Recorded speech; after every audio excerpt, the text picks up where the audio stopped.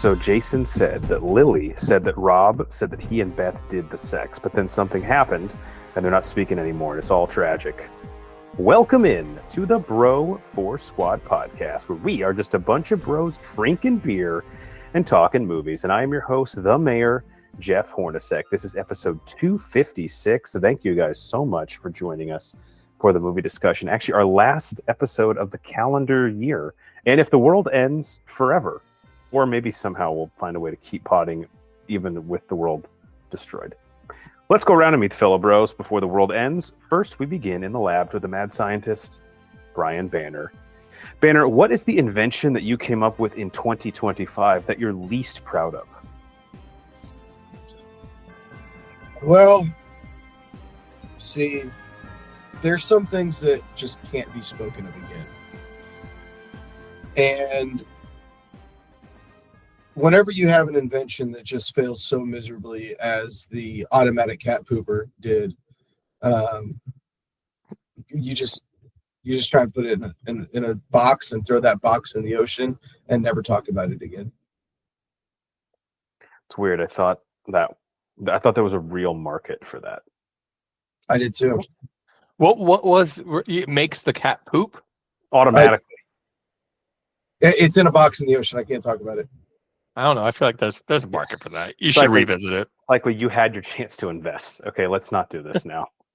We sent you the pitch deck and everything. That brings us to our legal counsel, Ronnie Cycli. Ronnie, now that the year has come to an end, how much money did you siphon from all of us? Because we don't know how to read anything that you ask us to sign.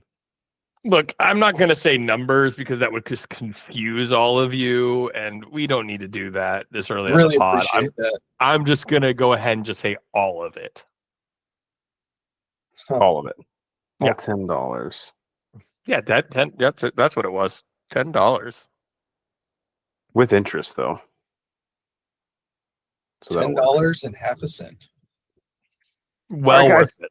This is our 2025 movie year in review show, where we go back and look at the predictions that we made from the beginning of the movie year, see how they played out, and then just a couple superlatives or some thoughts we have on the movie year that was 2025. Now, the predictions that we made are the same as we always do at our movie preview show for the year, where we each predict our biggest sleeper, our most anticipated, and then our biggest flop of the year, with some honorable mentions thrown in there. I don't know if we did them in that order, but I've dug back up the predictions from the beginning of the year, which was episode... Hang on, find it. First off, before we get into that, Cycli, what were your thoughts just in general on the movie year in 2025? I think the thing that we said before the year was that this was not a year with like a lot of like blockbusters coming out, but we were cautiously optimistic. By the way, episode 235 on our channel if you want to check it out. But Cycli, now the summary, at the end of 2025. I genuinely do, and I feel like we kind of, maybe I didn't listen to the preview pod, so correct me if I'm wrong, but I feel like we kind of alluded to this was going to be a very meh year of movies, and nothing like astronomically bad, but nothing like so fundamentally good either. There's some good things out there, but like I feel like this 2025 really will not stand out. There's a couple movies in there that, and I have on my list that like I really loved, but I think like we'll remember those movies, but not necessarily the year it came out. This is just it's a more forgettable year in my opinion. Yeah, I always hesitate to say this because obviously it ebbs and flows, but this was, especially like looking at the Broskers list, this was a pretty weak year. Like the Bros Best Picture this year, I think we'll talk about it in a second, but we pretty much had it locked from like the second month of the year, and I don't think personally anything has come close to touching it. Banner, how about you? Yeah, I kind of agree. I think you put it great. This is a forgettable year. There isn't any real high highs. There also isn't really any low. Okay, there's one low, which we'll talk about later. But overall, like there isn't like a cluster of movies at the top and a cluster of movies at the bottom. There's just a bunch of decent middle of the pack movies. Like if you rate now everything out of 7 or out of 10, and a 7 is good, everything is right around 6.8 to 7.2. So it's just a year of forgettable movies. We will sift through it though and dissect it right now. So the most anticipated was the first category that we dove into in episode 235. Mine, this is just interesting because I told you guys off pod, 2 of these movies didn't even come out. I had, and Cycling, you and I joked about this because we even said, I don't think they've even started rolling cameras on this, but it still had a 2025 release date, and that was Saw 11. God. And then the other one was, Oh, that's sad. And Banner, I don't know how early this got pushed, but I think it was like within the first 2 months of the year. I had Mortal Kombat 2. Yeah, I was really confused too when that didn't come out. And then I also had Mission Impossible Final Reckoning. You guys know I'm the big Mission Impossible head. That one obviously did come out. And I was pretty pleased with it. Did you guys see the Mission Impossible? We'll call it the finale for now. I did not. Now, the last Mission Impossible I saw was Mission Impossible 2. What? You didn't see Fallout with Cavill? No. Jesus Christ. Sorry. You missed all the good ones. My dad is a big Mission Impossible guy. He did like it. Okay, good. Your dad and I have very like taste in terms of spy and action movies. So my most anticipated this year is a pretty bad list, mainly because, again, 2 of the 3 weren't even released, and it just kind of shows you like where we were at, or at least like with things to get excited about for this year, that Mission Impossible Final Reckoning was like the one from mine that stood up and made it. Banner, I was surprised by this, but yours was Tron Ares. I didn't make it to see it even. I did, and I know you did. So I think it has more to do in cycling. I've talked about this a lot. Jared Leto's connection to it, I think, has killed the Tron franchise more so than the movie did. That's such a disappointing thing. He's like untouchable right now, not in a good way. Finally, and then I've always hated. I've been anti Jared Leto forever, so I'm glad to see him fall. Which is weird because you're a Requiem for a Dream fan. It's weird also because not only that, I think I have like 4 of his movies are in my top 100. Oh, okay. I mean, he's not the main character in any of them, but it's odd that he's in so many. I hate though people act like he is like a huge part of Fight Club, and I'm like, when was the last time you saw Fight Club? Yeah, like he is not. I forget even in it. Exactly. Like, stop. He's not even like this fifth build person. And then Cycling, I got to give you credit. You actually said in your predictions that you thought this would be a weak year for movies. And then your 2 most anticipated, these actually look pretty good at the end of the day. Wake Up Dead Man, which just came out. Maybe we'll talk about it a little bit here on pod. And then the Paul Thomas Anderson One Battle After Another with Leo DiCaprio and Sean Penn. Although at the time we did not yet know the title of the film. Mm-hmm. So how do you feel about those? Well, unfortunately, I haven't seen that yet, which I'm really upset about because I've been wanting to. I can tell you, my barber and I talk movies every time I get a haircut, and he said it was by far the best film of 2025. I've heard that. I haven't heard nothing but good things. I don't think it did as well in the box office. I don't think the film knew how to market itself. But I have a feeling this movie is going to do numbers at the Oscars. Again, I've been probably going to be watching it here within the next week. Just really haven't gotten around to it. But like I am pretty pleased with everything I've heard. So it goes along with why I was highly anticipated it. And then Wake Up Dead Man. I think you and I especially have always just found the Knives Out or really just like, delicious whodunits. Yeah. They're always fun. Even if they're bad movies, they're still just kind of fun to guess and prod at. We don't need to go into the movie right now. It probably wasn't my favorite of the Knives Outs, but that again, like I said, it was still really fun. I had a great time watching it. Some pros and cons overall. Glass Onion still definitely holds my favorite. But yeah, I was looking forward to this all during the holiday season. Yeah, you had a good list. All right, second category was our biggest sleeper movies. You guys both crushed this category, so we'll get to yours in just a second. Mine was kind of scatterbrained all over the place, and once again had a movie that did not get released. This is actually impressive. Yeah. Your goal for 2026 is just name a movie that will come out. Right. So first off, I predicted that the ballerina movie from the world of John Wick with Ana de Armas would actually do better at the box office than people thought. I think that movie just whelmed people, not over or under, but they were just like, that's exactly what I thought it was. So calling that a sleeper, I don't think was a very good call on my part. Although I liked it, but like it didn't surprise anyone. It was exactly what It was it was supposed to be. supposed to be. Yeah. Right. Then I had F1 the movie, which the bubble that I live in, like I'm aware that F1 is this massive global phenomenon that's growing in America, probably growing at a rate probably higher than any other sport.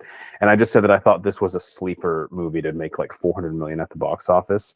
I don't know off the top of my head the gross of it, but I know it was pretty well liked, and I think it did well. I think it's getting a sequel. So I don't know if it was a F2. sleeper necessarily. Yeah.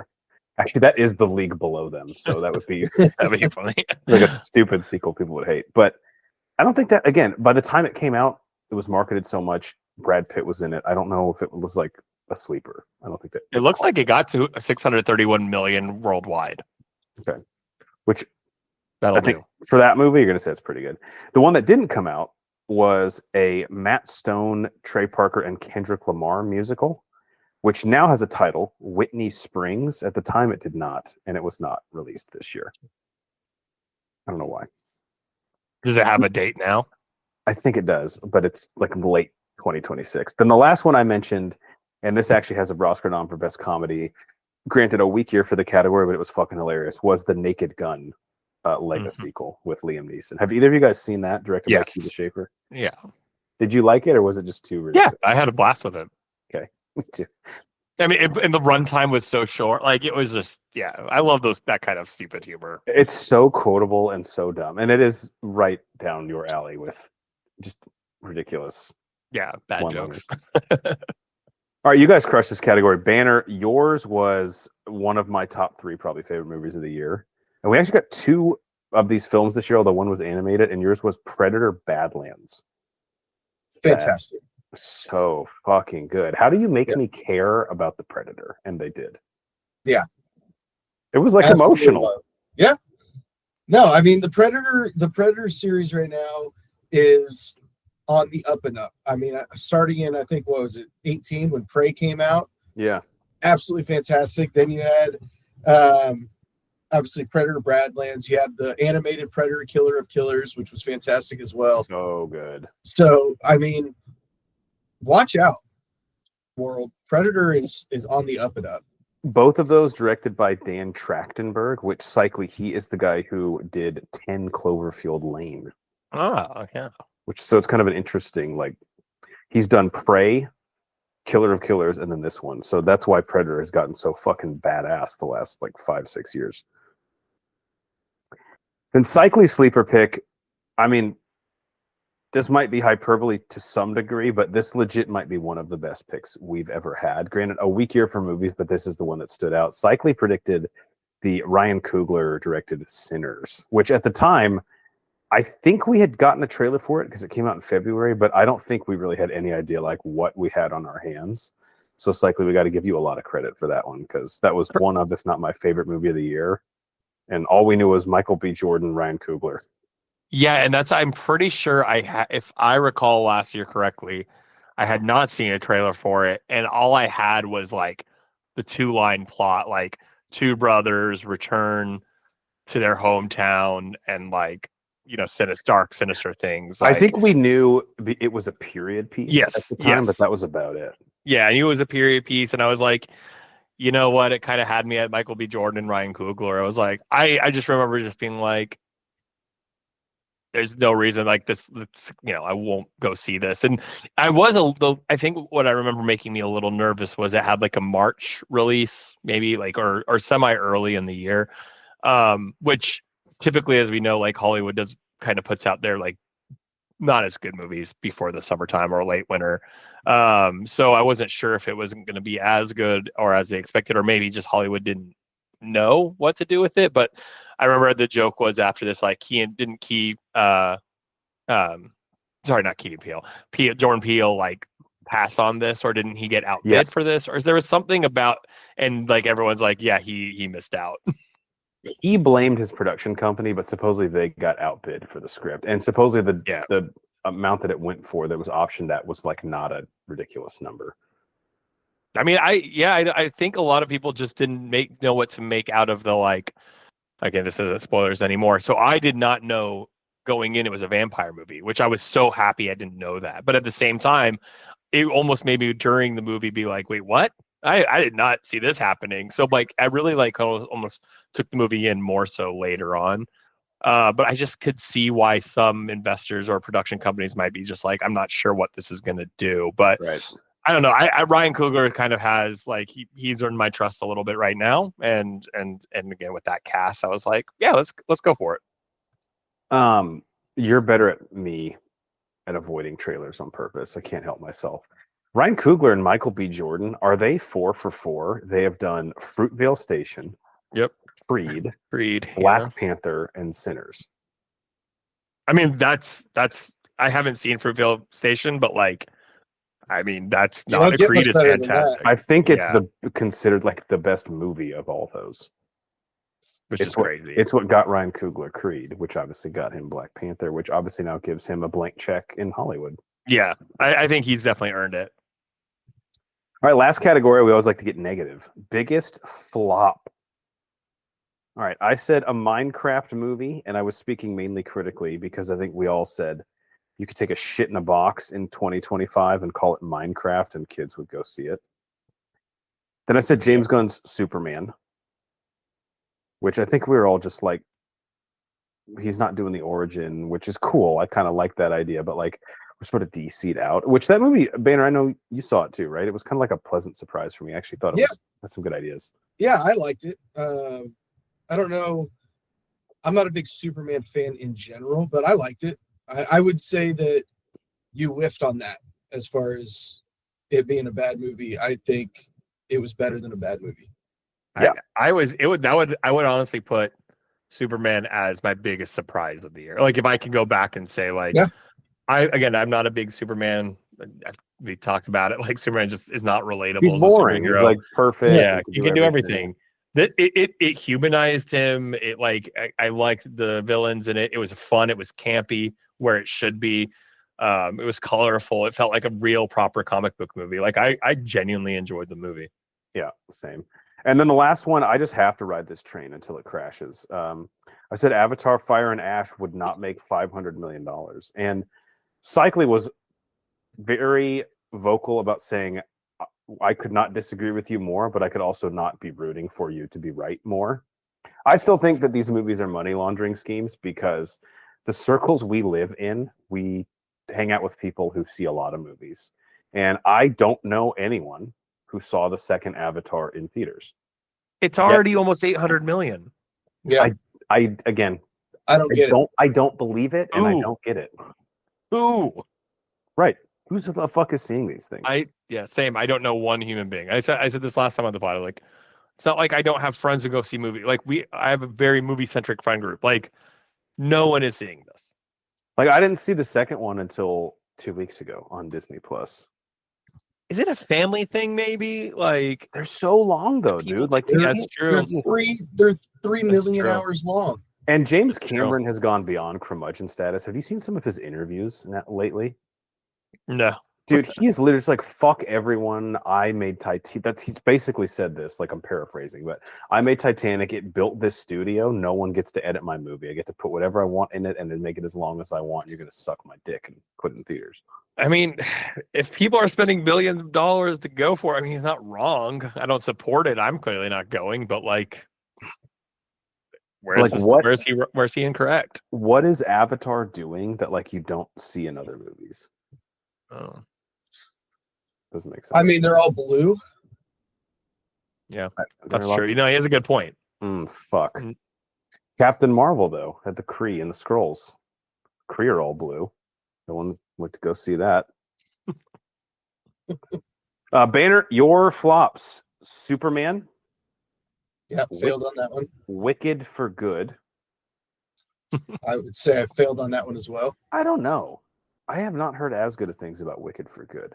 It was better. I thought it was better than the first one. Oh wow, What?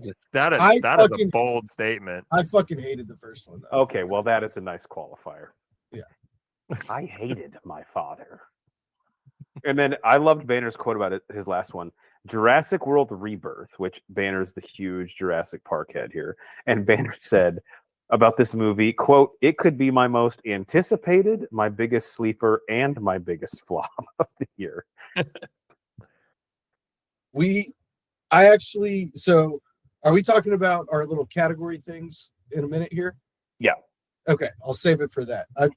I'm going to talk about this movie in a moment. But we have reached a point similar to the characters in the Jurassic Park universe where I told Psycho this, I think off pod like several months ago. I'm blown away. Like if you told me 10 years ago that a Jurassic Park movie would be coming out and I would have zero interest in seeing it in theaters or at all, I would be pretty shocked. But that's where we're at. Like That's exactly where we're at. just apathy could not be stronger with this one. I stand by my statement though. That could be my most anticipated, my biggest sleeper, and my biggest flop all at the same time. Wearing a lot of hats. Cycly, your biggest flops. You had Mickey 17, the Bong Joon-ho adaptation, and Tron Ares. I think I might have said on the pod, like I'm not sure if Mickey 17 could qualify overall as a flop. I just don't know who the movie was necessary. I did see it. I actually liked it, but I was just like, we can go critically too. Like box office doesn't have to. I know most people consider a flop something that doesn't make money, but I don't think a Bong Joon-ho movie is really like it's not a 4-quadrant film trying to. Yeah, it definitely did not. I mean, from a grossing perspective, it looks like it made 133 million, and the budget was 100.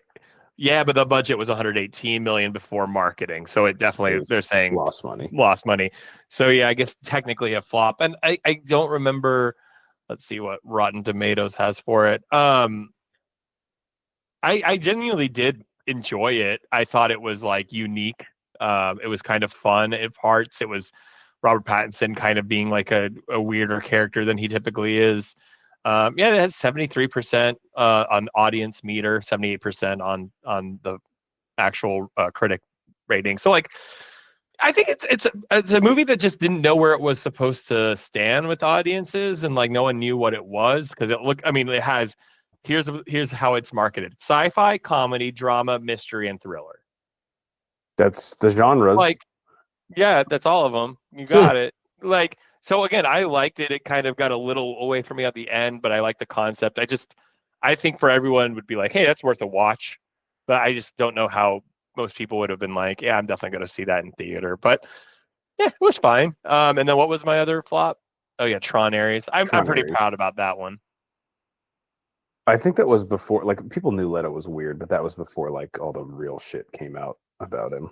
I mean, maybe it was, I probably said this on the pod, but like, I know I'm always anti him anyway, so that's probably why I got on that. But like, I mean, I think, it's been so long since the Tron movies too that. Right. And Banner and I are the huge Tron Legacy fans. I think it's in both of our top 100s. And in Tron Legacy, at the very beginning, as you guys all remember, Cillian Murphy has 10 minutes of screen time being set up as the next villain. And I kept saying when he wasn't in this, I was like, I'm sure Disney tried to get him in it, but like if you can't get him, like that's the way that the plot was headed. I don't understand why you're like, well, Jared Leto is fine. I mean, this flopped bad. I don't think I actually ever looked at the numbers. The problem with these is obviously the budgets are pretty high. Yeah, and this one they even took Tron into the real world, which probably alleviated some of that, but not enough to make it profitable. Yeah. Well, I think that's my best winning, my best winning percentage ever on the pod for. Yeah, you had a pretty good year. Yeah, you had a good year. Last thing, honorable mentions that we had.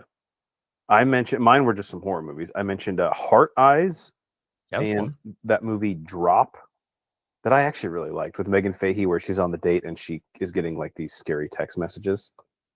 Never watched that, but I do want to. Yeah, you and the wife would like it, I think. Banner, you mentioned How to Train Your Dragon live action, and then even though I'm the MCU guy, I gotta call you out for this. You said Captain America: Brave New World, and you said it will bring the MCU back. It didn't quite bring it back. It was fine. It was fine. It was serviceable. I think Fantastic Four was probably better. Oh, 100%. I think Thunderbolts was better as well. Mm-hmm. Oh yeah, forgot Thunderbolts was this year. Thunderbolts was awesome. Yeah. And then Cycly, you said 28 years later, Zootopia 2 and the Michael Jackson biopic, which I was surprised got. Yeah, I was gonna say I saw a trailer for it, but then when I saw the trailer, the release date was not this year. So yeah, that one got pushed. Still need to see Zootopia 2, as I loved the first Zootopia. Banner, have you seen? You saw Zootopia 2, you put it on par with Aladdin on the pod. I literally saw Zootopia 2 4 hours ago. How did it hold up? Well, you'll talk about it here in a second. Never mind. I'll talk about it here in a little Jumping ahead. I'm excited about it, though. So overall, I would say Cycly wins the predictions. Yes. What do I win? See, I would almost argue that Horns, you had so many movies not come out. You just had to hit one, and you were at a better winning percentage. Yeah, it's true. If you go like batting average, like those are like walks; they don't count against you.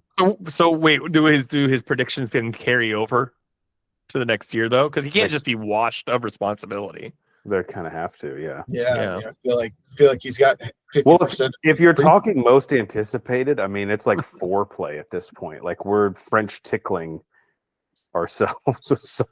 Saw 11, Cycly, I'm not kidding. It was on the most anticipated, I think, in 2024 also. Probably, yeah. Like we're just gonna keep it going. It's like how you used to gift your mom the Oprah VHS box set every Christmas because she would never open it. Over 25 years. It was a 25-year anniversary for Oprah, and it's been over 25 years since like there's probably a 50-year DVD at this point. But was it VHS that you were giving it to her on? No, it was DVD. Oh, okay, that's too bad. Because I was gonna say now it'd be even better. She can't even watch it. All right. So now that the year's over, I thought there's no structure to this at all. So you can say as much or as little as you want. But I thought it would just be cool to. This is like a pre-Broskers thing. We don't want to spoil the Broskers, but I saw a lot of movies this year, more than I'm proud of. And I just have a few superlatives that I want to give out to a couple films that I watched. Because although this year was very weak in terms of film, I think one thing that did lead to was me digging a little bit deeper and giving movies a chance that maybe I wouldn't have in the past. And I actually had a few surprises, pleasantly. Oh, a lot of women have felt about you. That's nice. Really? Like who? No, just, not really wanting to be around you, but then giving you a chance. Gotcha. Yeah. They're just joking about that. That's a joke. Yeah. Oh, okay. All of them. Unless my ex-wife Rachel said that. She is being serious. Cycly, let's start with you. Anything from this year, movies that surprised you, you liked, hated, or just really anything you want to give a superlative to or your own personal awards to? Because you've tried to do that the last 2 years at the Broskers and security has kicked you out. Yeah, I'm not on the list, unfortunately, every year. I will say, like we talked about, sorry, my camera just fell. We talked about Sinners, which I think probably is my favorite movie of the year. A movie that I still, to this day, have no idea how I feel about it is Weapons. We didn't talk about. I have Since no you said idea. that, can I tell you the superlative I gave to it? Yeah. I gave it most overrated because I would agree with that. I think you and I have a problem with horror movies like this, where it's like when we're just desensitized to some things, people are blown away by a film like Longlegs, and you and I are like, dude, we see that shit all the time. Yeah, I would say it was absolutely 2025's Longlegs in terms of the insane critic review it was getting. I wouldn't necessarily actually call this one elevated horror though. No, I don't know. What I will say in defense of it, and I've said this before, at the end of the day, I want to be entertained. And this movie absolutely entertained me. I had fun with it. It was unique. I liked the characters. The narrative structure was kind of cool. Yeah, Josh Brolin, Julia Gardner. I liked a lot of this movie. I just felt also too the whole time I wasn't sure what it was trying to be. So that's my one thing. It's I kind of, again, it's a Zach Kreger, felt the same way about Barbarian. He's definitely getting to a little hypey to me with some of these movies. But I watched it again on HBO a couple weeks ago, and I felt the exact same way. I was yeah, it's not I love the movie, but man, I kind of have fun with it. It's absolutely ridiculous. The end scene is absolutely insane. So yeah, I would still, I don't know where Weapons will stand for me, but it's just like, at least, like you said, at least it was unique. At least it was original. We'll see. They're probably going to make a story about the witch. So I think we're going to get a movie related to this. I had heard that the actress, like might be up for Best Actress Oscar. I mean, she was fun and creepy. We had a friend. I don't know if I ever sent you the picture. We had a friend for our Halloween party dressed up as her, and wow. That would he be scary. nailed it. Yeah. The other movies I would like, I'll just mention. We didn't talk about the worst movie, not only of the year, but quite possibly of all time. And when I say worst movie of all time, hold on. Let me guess, because this is probably, I literally just have this movie sucks. I already typed it out in the show notes because I know what you're going to say. It's got to be War of the Worlds, right? It's absolutely War of the Worlds. Got to be War of the Worlds. It's not just like, hey, this is a bad movie and you can put any bad movie up on whatever. This is a bad movie in terms of box office, like how much, or not box office, sorry, Still have how much budget was, like how many people, like star power. This is by far an abomination in every sense of the world. How it ended up being made, how this got received, the internet lore that became the memes out of this movie. Man, that is a low, but it was insane. Like I remember watching it and making you guys be like, you have to watch this right now. I'm sorry, put everything down. Well, let me just take the baton real quick and run with it, and then I'll pass it back to you. But one of my other superlatives was the worst movie not named War of the Worlds award. That's a good one. And because that's not fair. Right. And that was going to, for me, I'll talk about this in a second, but that's going to go to Megan 2.0. Yeah. Of the year, which I guess I'll just say it now. It's one of these movies that, and the Blumhouse guy, what's his first name? Jason Blum? Yeah, I think so. Sure. He came out and said that they got really overconfident with it and changed the genre of it to like an action comedy type movie, and it does not work in any capacity at all. So the worst movie not named War of the Worlds for me was Megan 2.0. Were you a fan of the first one? I can't remember. I think we felt the same. So not so much at first, but as it like sat with me, I actually kind of liked it a lot. And I was looking forward to the sequel. Although when the trailer came out, it's one of those things where it's like the Sharknado effect, where it's like once they're kind of in on the joke, like it's not as, you don't really laugh at it anymore. Like it's not funny if you're trying to poke fun at yourself. We need to be able to make fun of you. It's like bullying.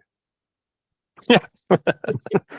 Like if you're teasing about your own clothes, like in your Ninja Turtles lunchbox, like we can't make fun of you for it. Let us do that, please. Sounds like something very personal and specific to you that you just said. Not in fourth grade at all. After Miss Garrison's class. Cycly, what else you got? Yeah, no, I think we covered it because I was gonna say my surprise movie of the year was Superman.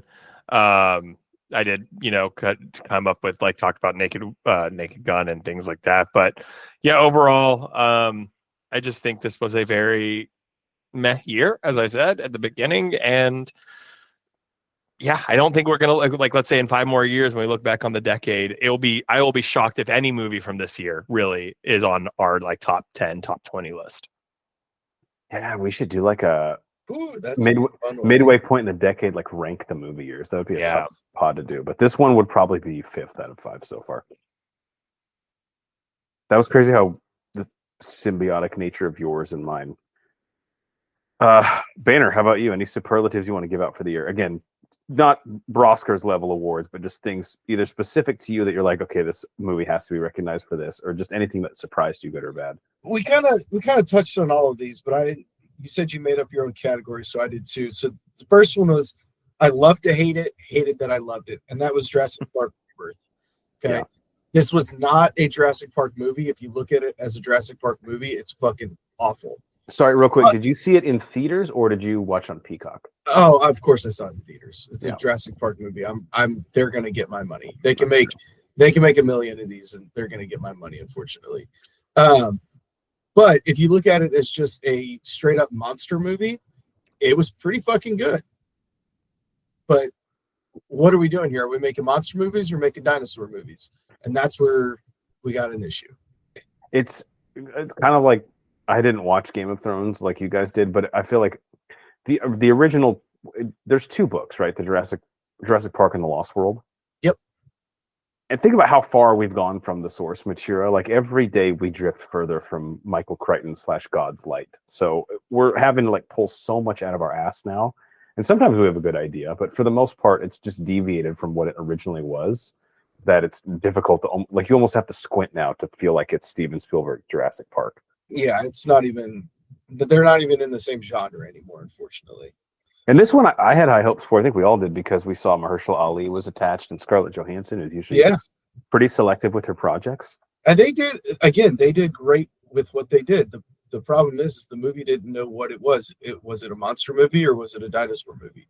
Yeah. And that when you blur that line, we're having problems.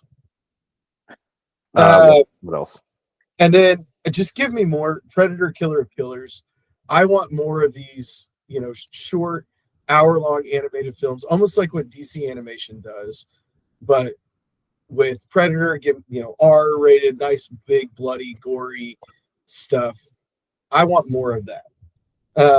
The concept of we talk about this on pod extensively, but the concept of Predator through all these different time periods is so fucking cool to me. Yeah.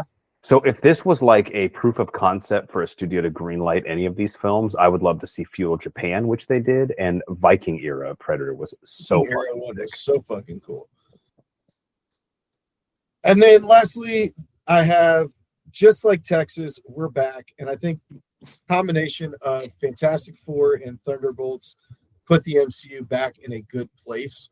I'm not going to say that it's ever going to be what it was, but I think it's back in a serviceable place after just having a string of horrible, bad movies. Yeah. I said on pod after Thunderbolts, it's an A24 movie with Marvel characters in it. I mean, you talk about the subject matter and how, it's a movie that deals with mental health and depression, and it happens to have a few Marvel characters in it. So that one really surprised me. I don't think audiences were ready for it. It got really good reviews, but it just didn't make much money. Yeah. But honestly, the MCU didn't earn the right to make a bunch of money on that with everything they struck out. And then right before that, you had Brave New World, which was, again, as we said earlier, very meh.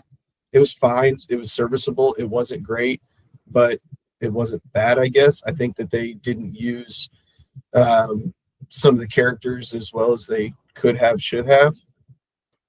Marvel is at a point now where they will take serviceable.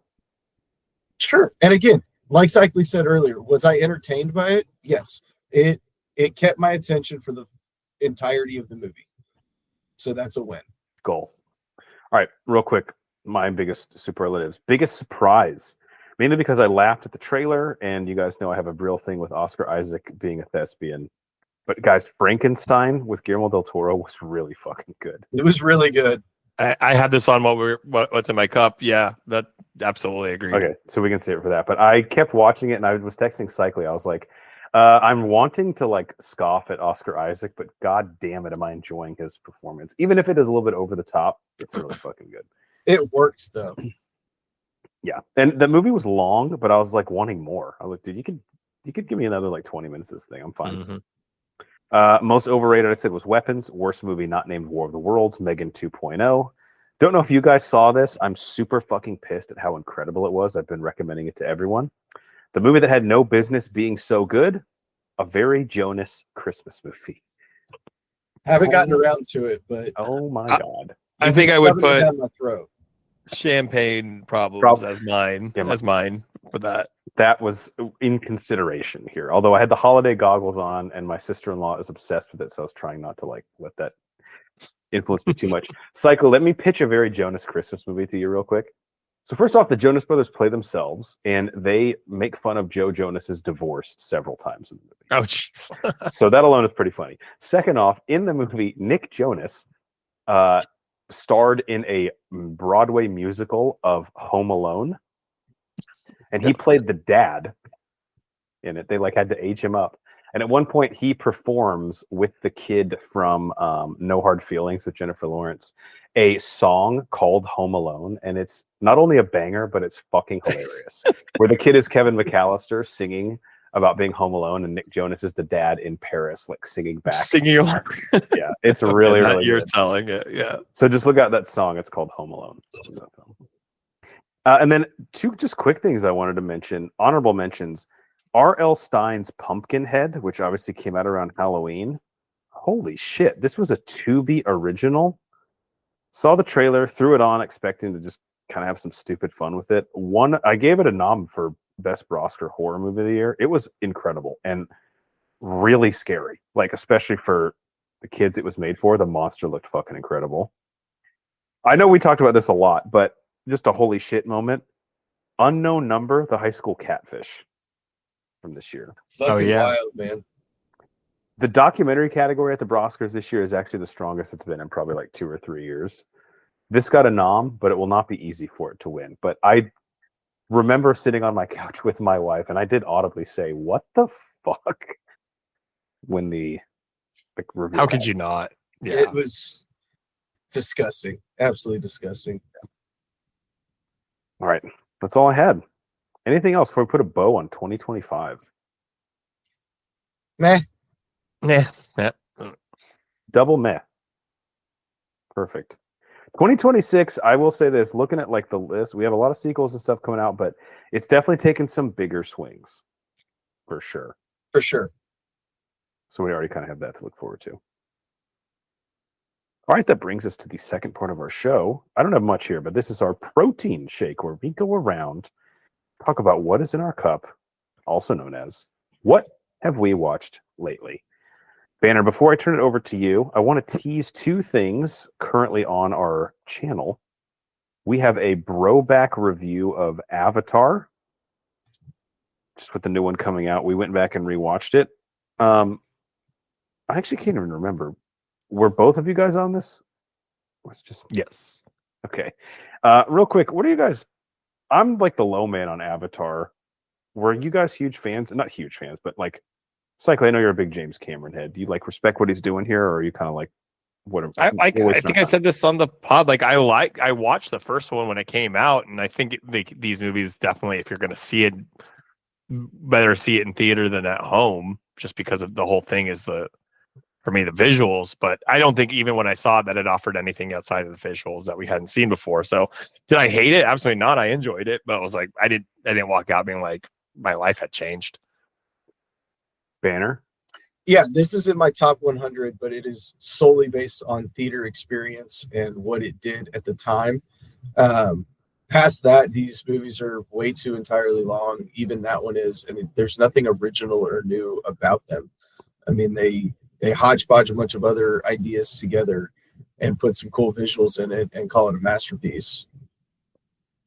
Second one, they at least have the water element, which I thought was pretty cool. Yeah, I mean, they switched it up. If they would have stayed in the trees for the second one, that would have been a great mistake. They were at least doing some world building with the growth of the franchise. Yeah. And then the second thing I just want to shamelessly plug, which is on our channel, we did a movie commentary on The Princess Bride, which is, I don't want to say for sure, but I believe one of the few movies that is in all of our top 100 lists. Has to be. It's not in mine because I only recently saw it. Yeah, but it probably would have made the top 100 if I committed to making this list after seeing that. Yeah. I'm so sad I missed that one. That's all right. We missed you, but we'll make up for it. Go on our channel, check that out. It's on. I have where to stream it in the link of the video, but watch the movie along with us. We have a lot of fun with it. It's a fucking incredible film. All right, Banner, what's in your cup? What have you watched lately? All right, I'll just start off fresh out of it. Like I said, saw it maybe 4 or 5 hours ago. Zootopia 2. It was okay. Is this on Disney Plus? Is that what that means, or were you in theaters? No, we went and saw it in theaters actually. Oh, that's cool. Yeah, little post Christmas movie theater trip. It was fine. I like the first one a lot better. The plot, I don't want to give anything away, but we've seen this plot and we've seen this story before. I'll just say that. Not necessarily in Zootopia, but with other movies. And so it kind of took away from it. You could kind of see things coming a mile away. But it was cute. It was serviceable. Still like the first one better, but just I mean, that's going to be hard to top, though. Yeah, it's going to be hard to top the first one. So it was fine. I'll say that.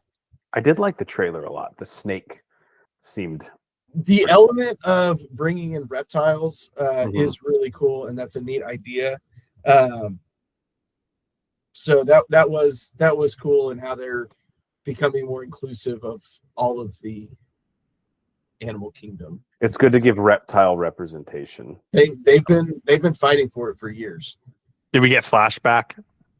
We do, and he actually plays a relatively pivotal role in the movie. Oh, dang! Yeah. He expanded. He good. I hope he got paid.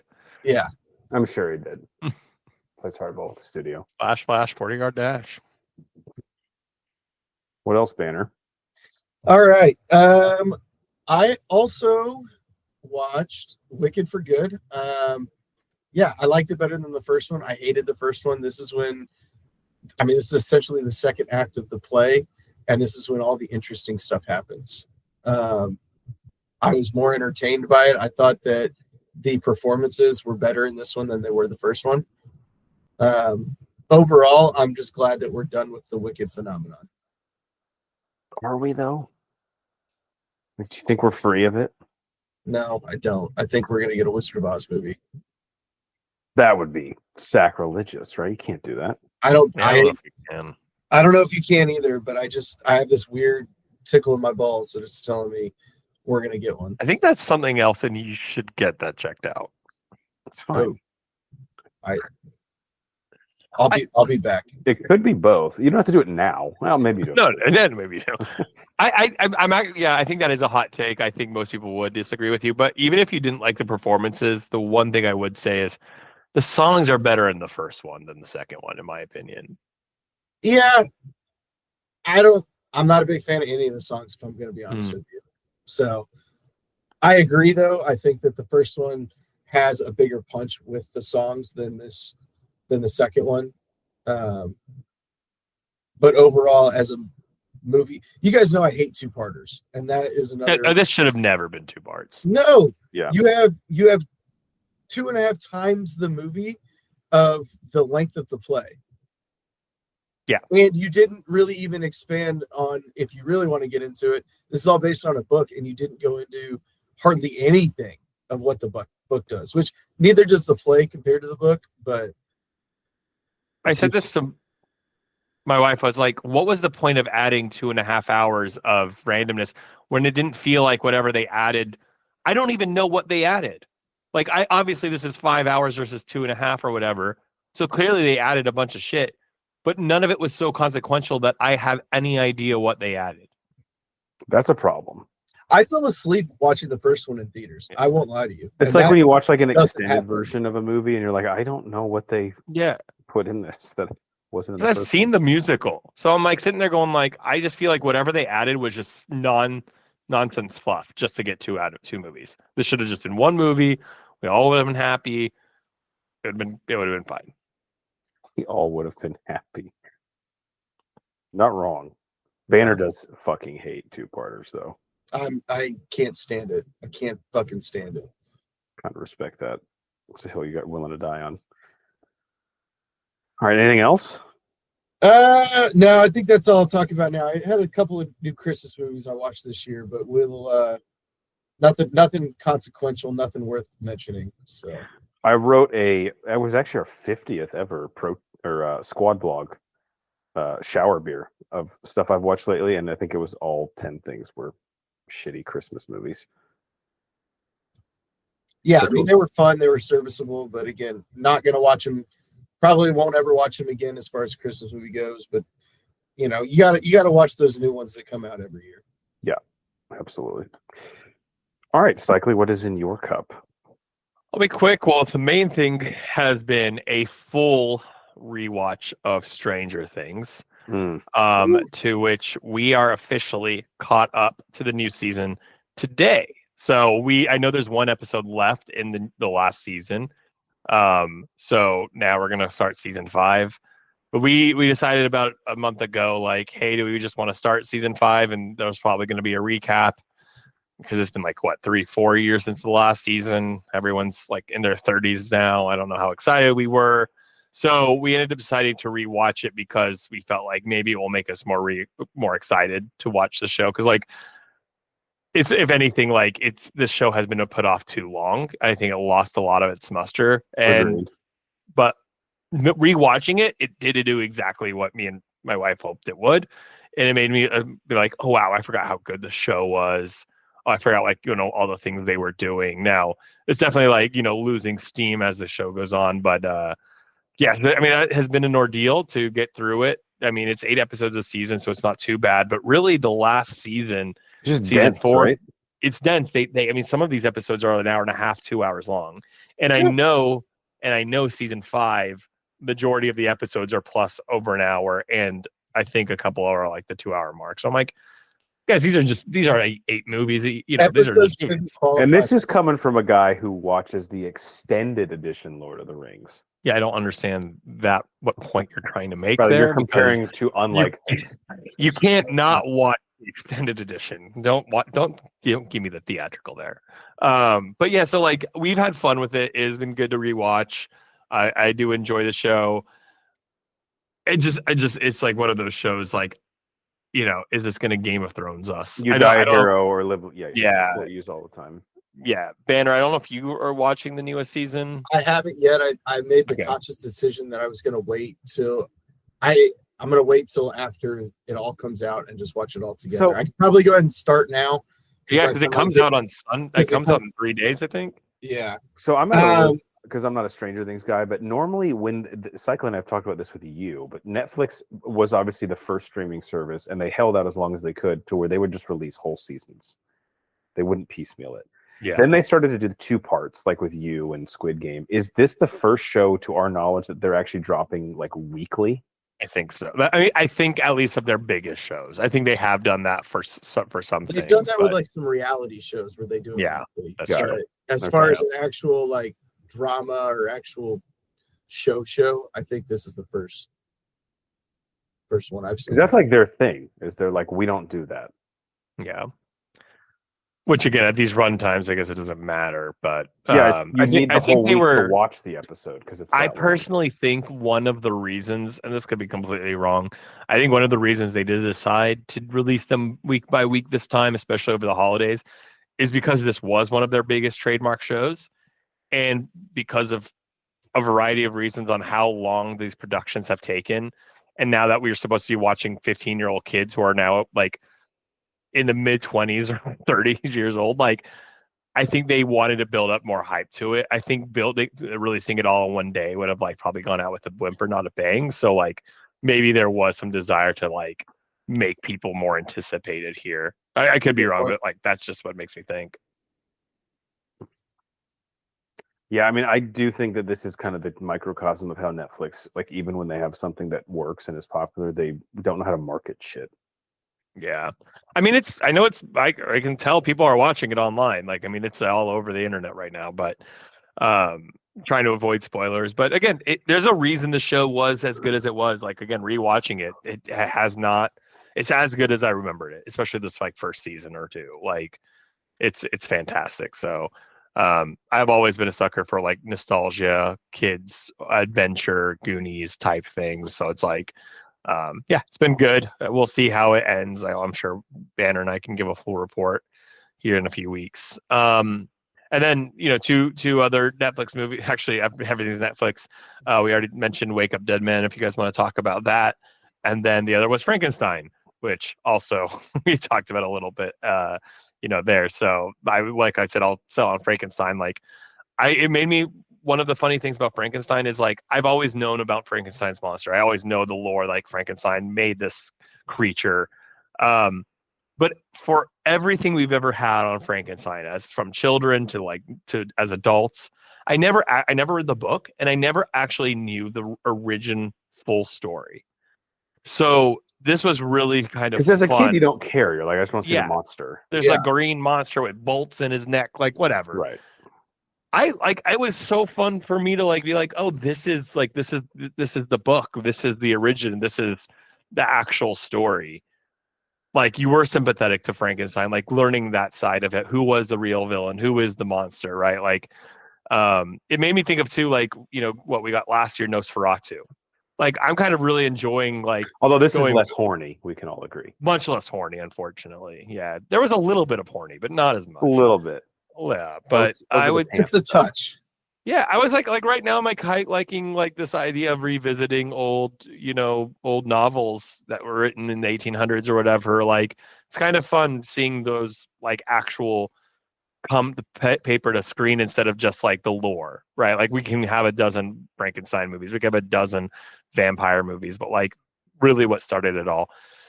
And then yeah, Wake Up Dead Man. I mean, Jeff, you and I talked about it a little bit on text. Like I think, you know, I don't think this one stands out as much to me. I think that's the only thing that like I thought was lacking. Like it just didn't have that like punch of excitement.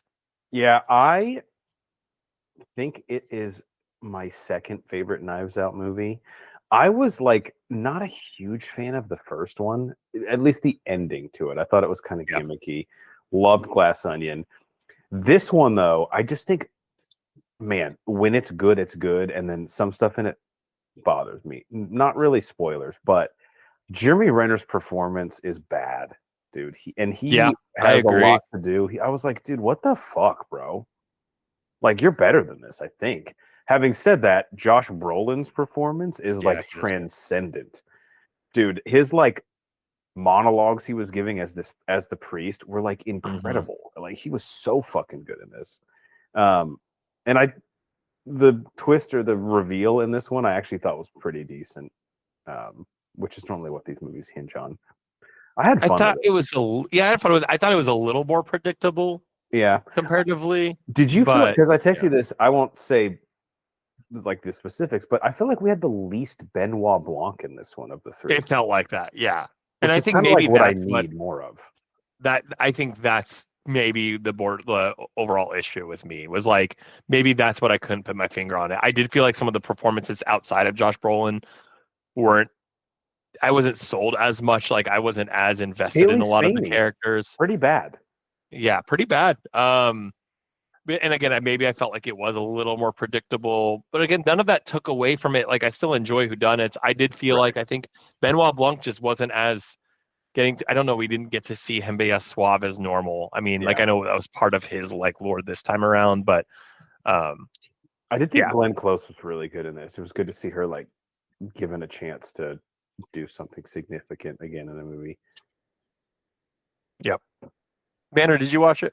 I have not gotten around to it yet, but I love both of the first two. So yeah, it's fun. You'll have fun. Then you'll like this one. Yeah, all I want, as I've said this on the pod before, I want a Knives Out with Muppets. I want Benoit Blanc starring in a murder mystery with the Muppets. Like, God, I would give anything for that. Yeah, and I don't even think we're joking. That would be fucking incredible. And the Muppets are on the money. It would. And the Muppets are coming back. I mean, we're about to get the Muppet Show this year. Sabrina Carpenter's hosting the first episode. I'm just saying, like, this could be it. Rian Johnson's Knives Out deal with Netflix, was it for Glass Onion in this, or does he still have another one to do? I think it was Glass Onion in this, because the first one I thought was the box office.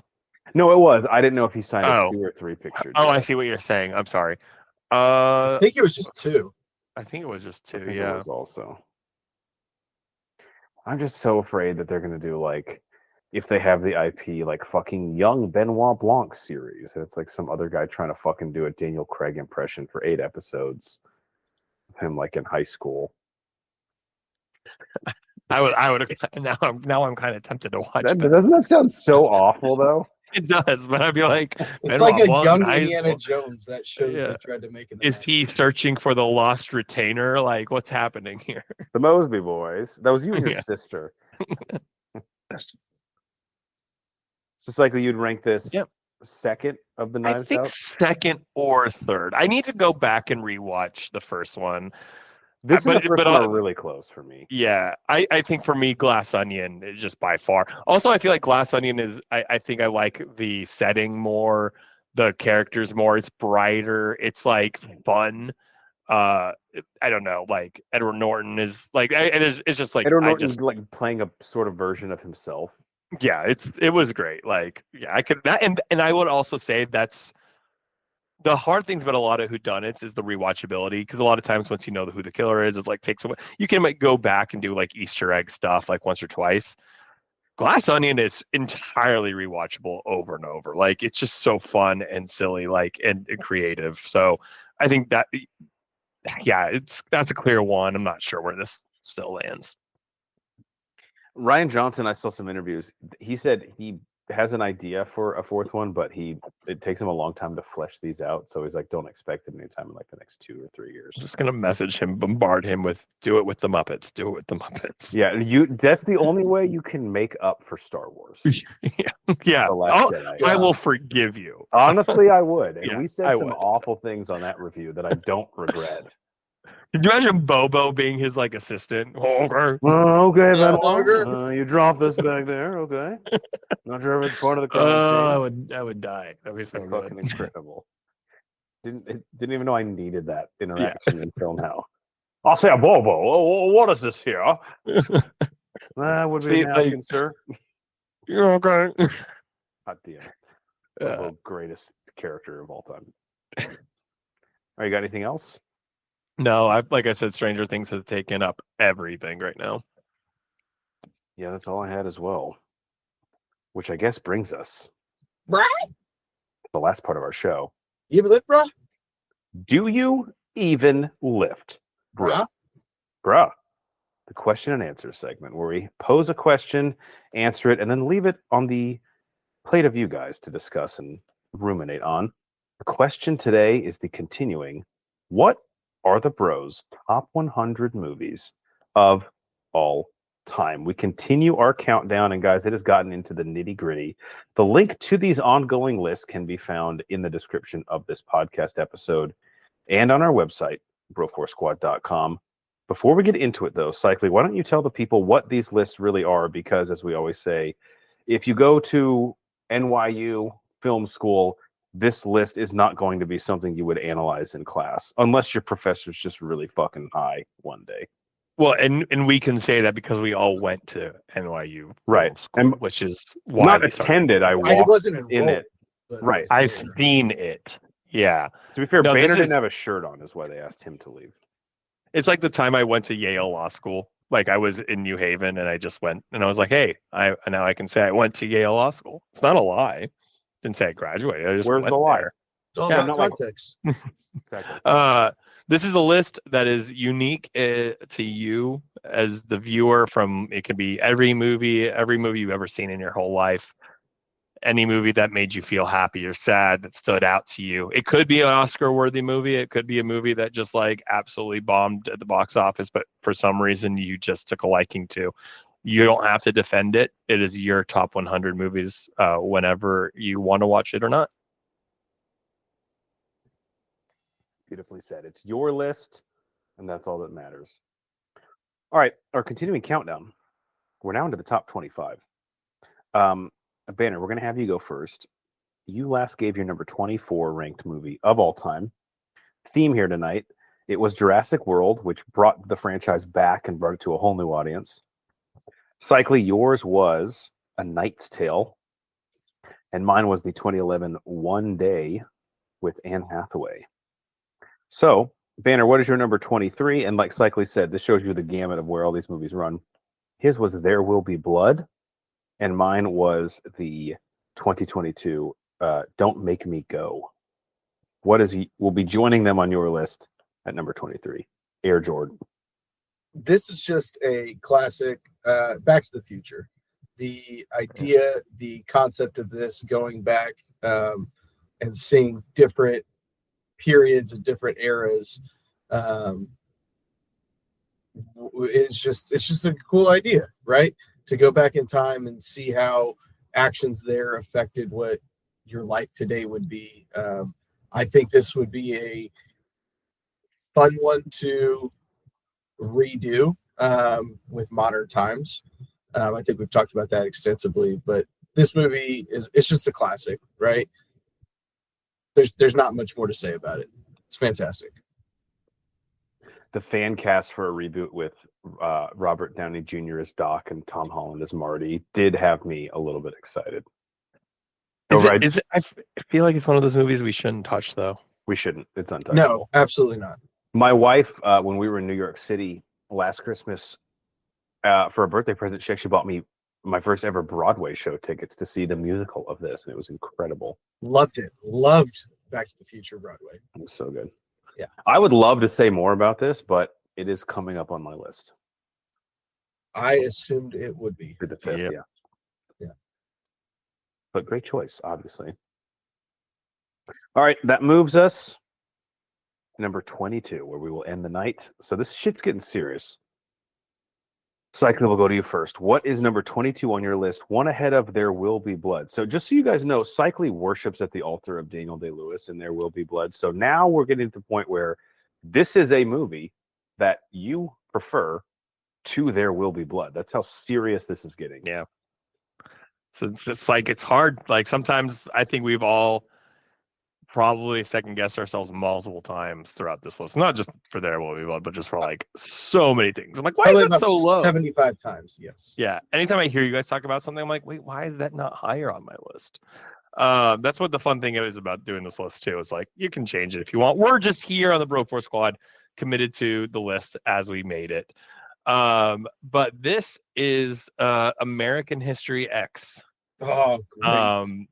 This movie, I think, one introduced me to Edward Norton, which then introduced me to a whole slate of films. Probably the reason why I watched like Fight Club, why I watched like Primal Fear, his very first movie. Like 25th Hour. I got you that DVD for your birthday. That's right. Yeah, you did. And it's just like, one, I thought like, you know, he at the time was on his trajectory to become like kind of like a generational actor.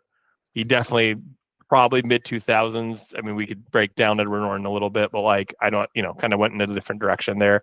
But late 90s. Honestly, early 2000s, I know I'm biased, but his fallout with Marvel after the Incredible Hulk, yeah, and them canceling his contract was probably like when Hollywood decided, oh, okay, never mind. Yeah, and he's had a bit of a comeback, but I think he was just on a massive trajectory. But I'll never forget. I think I might have been in 8th grade when I watched this movie. Probably a little too young for it, but I think it was, you know, when you're that age, movies are just fun, right? Like movies like they're Star Wars or cartoons, they're like, you know, like whatever. You're just going to have fun, and maybe some of the movies you've seen have had deep meaning, but like, you know, that's not why you were there, you know, as a kid.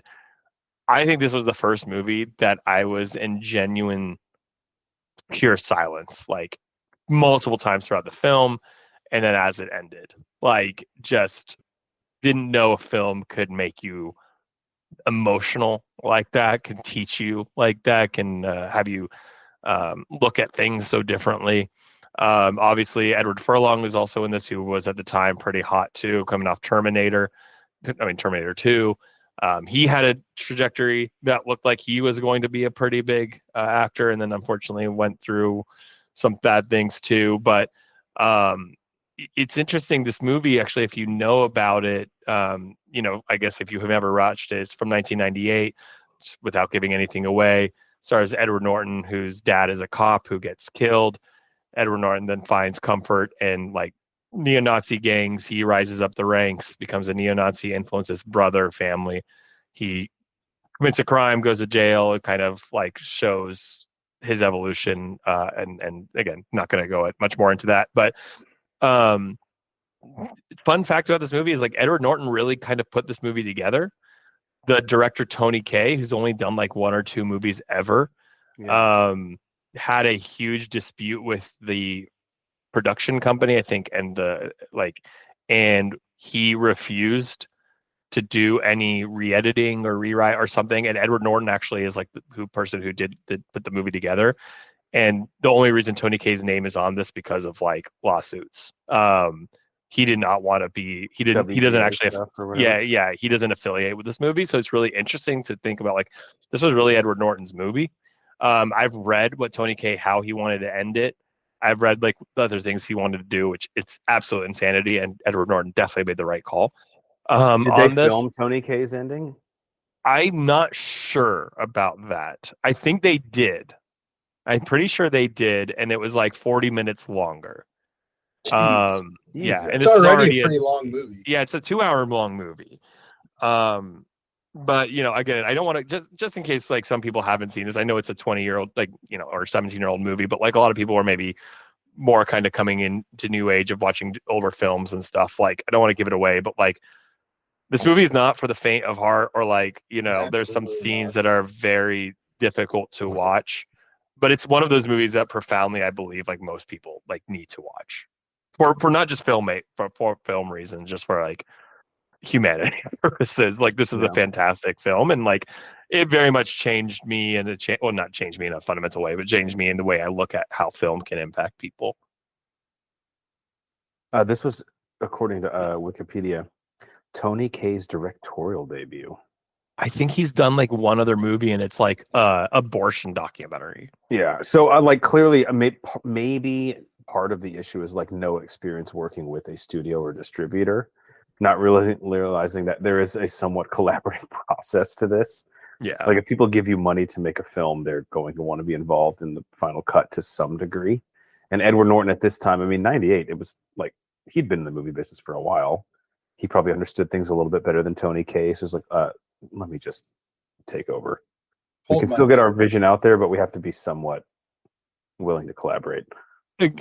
I just, again, if you go read about what they were trying to do, like Tony K originally tried to do, and then you actually think of what Norton did in the film, it's like, no, like it's beyond like, oh, I get the, support the artist. Like Edward Norton made the right calls. So, yeah. Well, if you look up Tony K's picture, he looks exactly like Dr. Woodrow from Batman and Robin, the guy who creates Poison Ivy in the beginning of the film. He's like a fucking lunatic. And he's speaking at like some film convention, clearly, and you can tell that he has taken the mic from whoever the panel host was and is like, like, it's mine. He's like, oh, okay, so we need that actually, Tony. It's not like your own TED Talk. No, you were told not to come, actually. Can we cut the I think I meant to say, like, this movie definitely should have won some Oscars. And I believe Edward Norton was nominated, but did not win for Best Actor. Yeah. I'm not sure if it was the sensitive plot or like, little, since it's more of an extreme movie, but like, it's one of those, again, performances. I already said Daniel Day-Lewis is the greatest acting performance right above this. There Will Be Blood, but damn if Edward Norton isn't up there with this performance here. Yeah. And like you said, it does not pull any punches. It is graphic at times. Yeah. Yes, very. Had to be on your list, though. About where I would have clocked it, probably. All right. It'll be talked about later again. Nice. Wow. Yeah. Banner, what is one ahead of Back to the Future at number 22 on your list? The Ryan Coogler, I guess, classic, now we could say. Fantastic movie, Black Panther. Guys, again, just top to bottom, fantastic. Following the events of another movie, saying, okay, hey, we have to fit this. We have to tell this story after these events happened, obviously in Civil War. So, well done, top to bottom. The music was fantastic. The action's fantastic.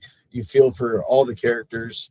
It sets up the future of the MCU, and again, obviously everything that happened with Chadwick Boseman is tragic, but at least we got this before he passed.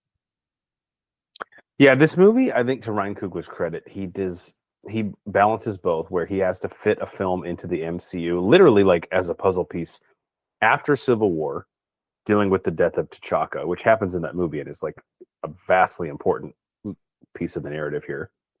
And then it also has to connect to, obviously, Infinity War, because the third act in that film is Thanos invading Wakanda.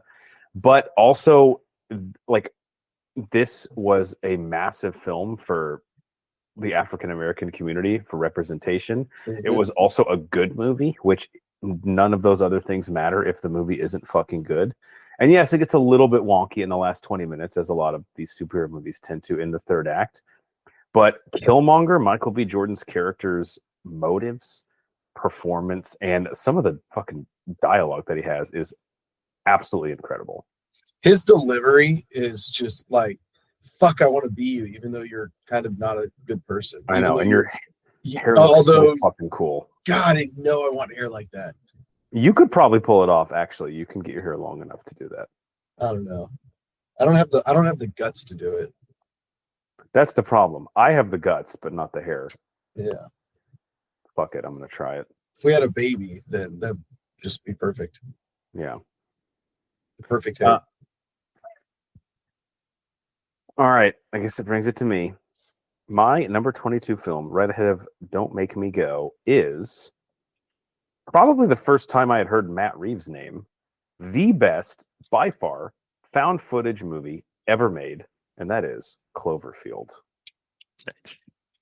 And I think we can all agree, one of the top 3 marketing campaigns I've ever seen attached to a film. Not a monster movie where you don't show anyone the monster before the movie comes out. Sounds stupid, but how fucking curious were you going? Like, you had to see it. And the great part is that with the found footage style, like, there is not that scene where the scientist shows up and says, here's Godzilla, this is how we kill him with this, and like points to the map. Like, we're in the streets of New York in real time at this party where HUD is filming Rob's going away, and him and Beth just had sex, by the way, my quote from the beginning of the episode, and shit just hits the fan. And there is some shaky cam moments where like you do get a little bit nauseous, but I think that's kind of realistic and part of it. And the entire time you're just so fucking the way that it builds fear and tension out of the sheer idea of not knowing what the fuck is going on, like these actual people in New York, is so brilliant. And the monster design, I know Cycling is a big fan of this too. I just thought the creature looked so fucking cool also. And we've researched this thing over and over. There's been rumors that an actual sequel has been made. Where it will, if it will be found footage or not, we don't know. There's a cool scene on the Brooklyn Bridge when they're crossing it, where there's like another guy who they clearly emphasize is also filming the events. Mm-hmm. And people are like, that would be a cool place to like pass off the movie or like have them reference each other. But I haven't heard anything about that. But to me, this was where like I could take or leave found footage up until Cloverfield. And after, I've actually become a huge fan of the genre, but I don't think anyone has done it. And I'll put this up there with like the Blair Witch. This is the best found footage movie of all time. Cloverfield. Yeah, I'd agree. Man, I haven't rewatched this movie in such a long time. Now I want to. I remember watching this movie. We got us at my university, Horns, I wonder if you were there. I don't know. Like, they did a sneak peek like the week before it came out at our student union. What? And I just remember like Oh it my was God. packed, and we all went, and like I just remember like it was such a vibe. Like everyone was in there watching Dude, that. that's sick. That's awesome. So HUD, who I had mentioned right at the top, is of course played by TJ Miller. TJ Miller, right? Lizzie Kaplan is in it, a young Lizzie Kaplan. And then this was when J.J. Abrams, I mean, could do no wrong. He was going off Alias. It was in the midst of Lost, I believe. 2008 Lost was still on, right? I think so. But this is, I'd have to look it up, but I think this is the first time Matt Reeves had directed a movie. And obviously now he's a legend. Did the Batman and all the good Planet of the Apes films. So this just goes to show you, like, the people involved with this film knew what the fuck they were doing. Less is more. The viral marketing campaign, they would like tease a bunch of things. Didn't get to see the monster till it came out, which nowadays I just don't feel like any studio would have the willpower to do that. Like, they would want to show us, like Cycle even says, he can't watch trailers now, and he shouldn't, because they'll fucking tell you everything. Imagine the Cloverfield marketing campaign happening now. Want to break down the Super Bowl for the. That was cool. Actually, we talked about that on a recent pod, the Cloverfield Paradox. Dog shit movie, but I wanted to just not watch the game anymore and watch that the way they fucking dropped that it was coming out. That might have been the fastest I'd ever watched a movie after hearing that it dropped. I watched it. I left your house and immediately put it on the second I got home. Yeah. Because like to not have us not know something now is like the coolest fucking thing. It's refreshing. Yeah. And Cloverfield was the start of that. The only other marketing campaign that I could say was close was the original Deadpool, like all the fake plot synopses that they released and stuff. But a totally different thing it's trying to do. Like this, Cloverfield is like about to tease. And I remember in the trailer, it doesn't show you the monster, but it shows you the head of the Statue of Liberty get like thrown into every time that happened from it. But you're like, fuck. Because again, if you're in the city when this is happening, you're like, you don't know what the fuck's going on. And that's how we are as the viewer. And there isn't that scene where the guy shows up and says, to kill it, we must poison it. But like that doesn't happen. The Clover. We still don't know how to kill it. No, we don't know if we did. Yeah. Coming back for seconds. All right, guys.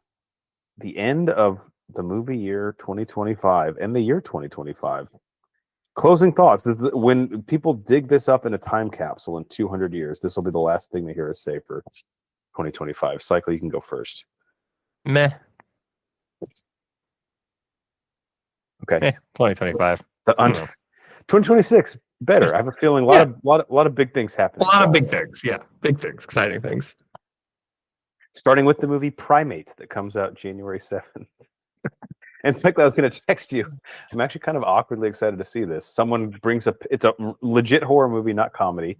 Someone brings a pet monkey home, and it starts killing people at a pool party. Yeah, I'm in. Actually, we didn't even. You know what? We still never watched that dog horror movie. Good boy. Yeah, I watched the trailer, and I was like, I don't want to root against a dog. No, he's not. He's not the haunting. It's just his. Perspective. Oh, it's like. Okay, and then like his owner's like going crazy or getting possessed. Yeah, and it's his. Yeah, exactly. So he's just living in a haunted house or something. But I've told you this before. Things. If the dog gets injured, I'm not gonna be pleased. I will give you spoilers because everyone was saying this online. Like the dog does not die because I think they knew like you cannot kill a dog. You can't kill a dog. You can kill as many humans as you want. You kill all the babies. You can even kill kids. Don't touch the dog. Yeah.